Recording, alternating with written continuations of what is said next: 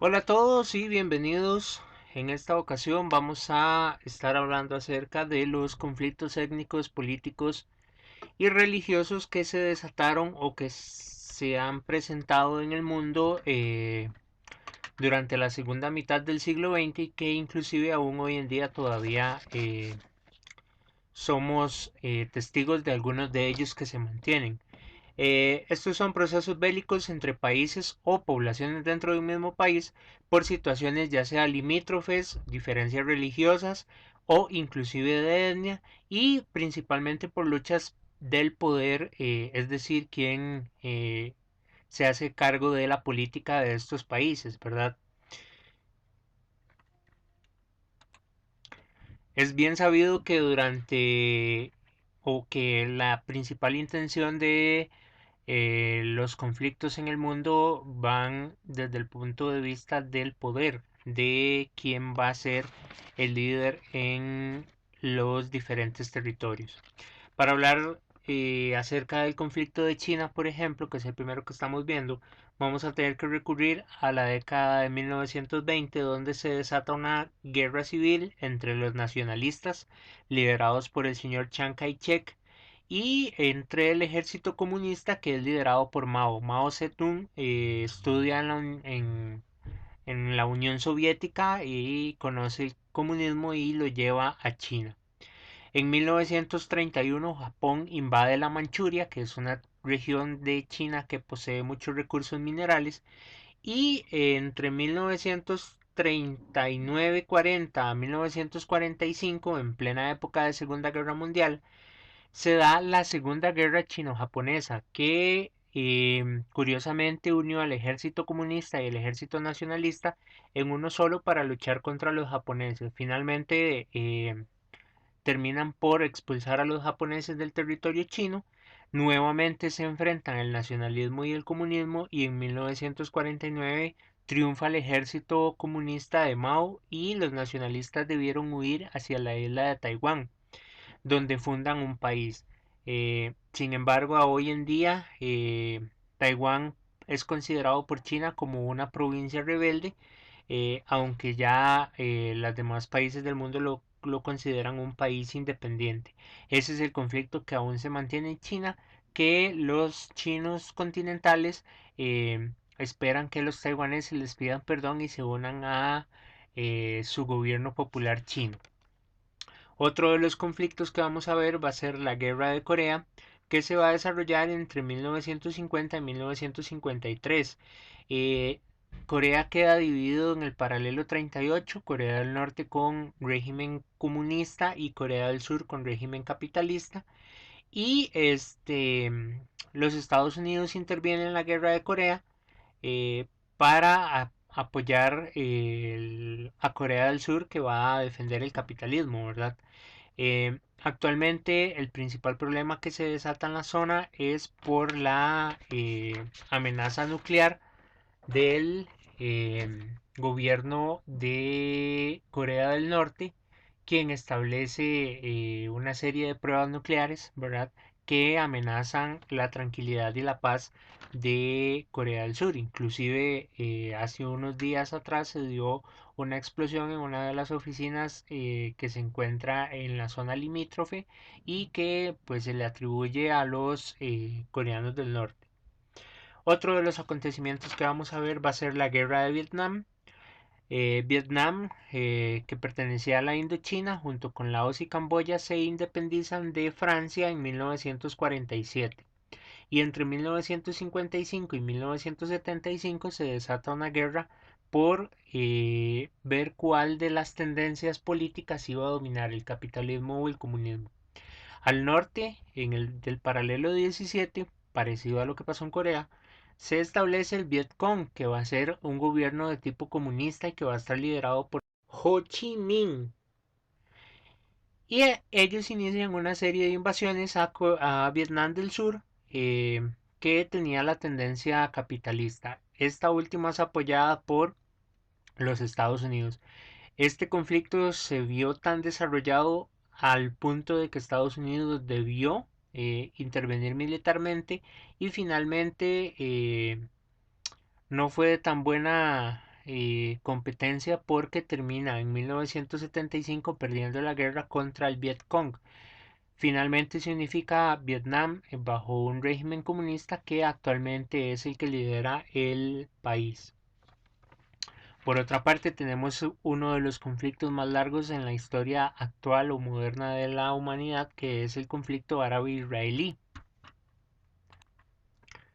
donde en 1947, después de la Segunda Guerra Mundial y debido al holocausto ocasionado contra el pueblo judío, la ONU decide crear el Estado de Israel en el territorio de Palestina. Con el paso de los años, Israel empezó a crecer en territorio y a quitarle más territorio a Palestina. En 1956 se dio la Guerra del Canal de Suez, donde Israel tomó parte de la península del Sinaí de Egipto. En 1964 nace la OLP, que es la Organización para la Liberación de Palestina, que fue liderada por Yasser Arafat. En 1967 se dio la Guerra de los 6 días, donde Israel retomó parte del Sinaí, los Altos del Golán y la zona del Jordán. En 1973 el ejército árabe contraataca en la Guerra del Yom Kippur, que es una fiesta judía, Yom Kippur, y con la intención los árabes de tomar desprevenidos a los judíos, pues atacan.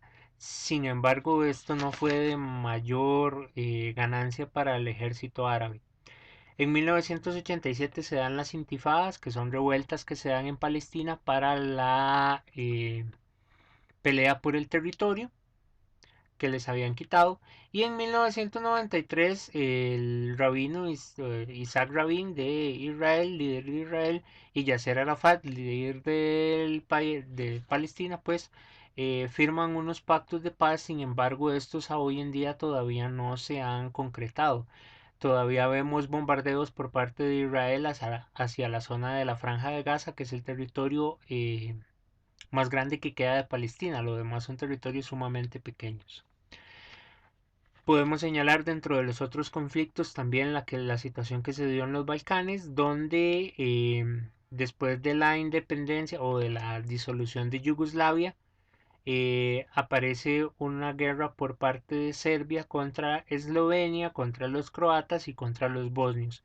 Principalmente el nacionalismo que tenía el líder de Serbia, que era Slobodan Milosevic, y guerras por cuestiones religiosas, ya que los serbios practican el cristianismo ortodoxo, mientras que los croatas el catolicismo, y los bosnios o las personas de Bosnia y Herzegovina en su mayoría son musulmanes. Entonces, por el nacionalismo, por la cuestión étnica y por la cuestión religiosa es que se desatan estas guerras. En la década de los 90, los primeros años, fue bastante sangriento, inclusive se culpó a Milosevic este, de genocidio contra cierta parte de la población de la antigua Yugoslavia.